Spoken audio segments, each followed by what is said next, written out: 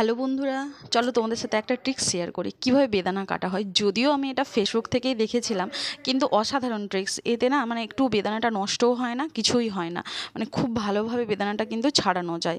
এতে মানে আগে যেরকমভাবে আমি কাটতাম তাতে দেখতাম বেদানাটা খুব মানে খারাপভাবে নষ্ট হয়ে যেত, কিন্তু এটা দেখার পর থেকে আর মানে আমার একটুও বেদানা নষ্ট হয় না। চলো তোমাদেরও এটা অনেক কিন্তু উপকারে লাগবে, দেখে নিতে পারো।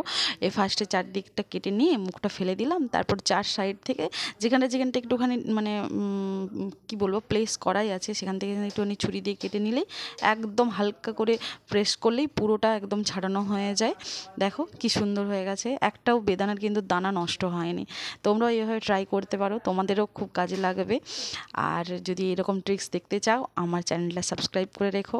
By, thank you. তোমরা সবাই খুব ভালো থেকো, সুস্থ থেকো, যে যেখানে আছো সবার সুস্থতা কামনা করি, কারণ প্রচণ্ড গরম পড়েছে। সবাই কিন্তু বেশি বেশি করে জল খেও।